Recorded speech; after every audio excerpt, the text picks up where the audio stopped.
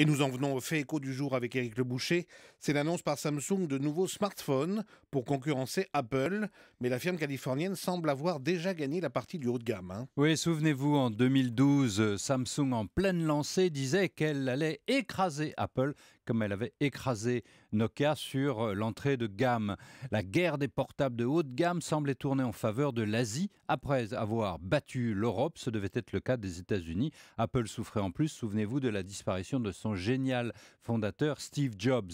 Samsung, fort d'une alliance avec Google et son operating system Android, allait rapidement manger les parts de marché d'Apple et son iPhone 5. Eh bien, finalement, il n'en a rien été. Apple a non seulement résisté, mais a consolidé très fortement ses parts de marché. Oui, l'offensive de Samsung a été un échec finalement. Apple a réagi par la vitesse et l'innovation. Il a sorti un iPhone 6 plus élaboré avec des écrans plus larges. Apple a vendu un record de 75 millions d'appareils l'an dernier. Du coup, le groupe coréen s'est retrouvé relégué vers le bas et mis en concurrence avec les fabricants chinois. Alors Samsung présente de nouveaux Galaxy, histoire de reprendre l'offensive, mais ce sont des copies conformes du iPhone 6. Toutes les fonctions ont été modernisées, mais les comparaisons avec Apple sont en effet constantes. Les photos, les vidéos, la batterie, etc. Comme Apple, on présente deux modèles, l'un au bord recourbé, l'autre classique. Le prix entre 500 et plus de 1000 euros.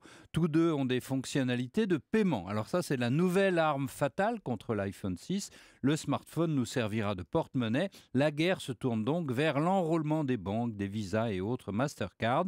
Avantage pour Samsung, il peut être utilisé par des terminaux de paiement à piste magnétique, vieille technologie, j'en conviens, mais encore très présente aux États-Unis. Apple, lui, ne fonctionne qu'avec des lecteurs à puce, enfin carte à puce. Quoi qu'il en soit, on compte déjà 1 million d'utilisateurs d'Apple Pay outre-Atlantique et du coup, Google ne veut pas être en reste. Il passe des accords avec les réseaux de télécom pour imposer son système de paiement à lui, le Google Wallet. Pour les consommateurs et les commerçants, cette concurrence n'est pas mauvaise concernant les prix, mais on risque quand même de se retrouver dans une grande confusion entre des systèmes incompatibles. Quoi qu'il en soit, Apple est encore là, première capitalisation mondiale. La clé, être devant sur l'innovation, toujours devant.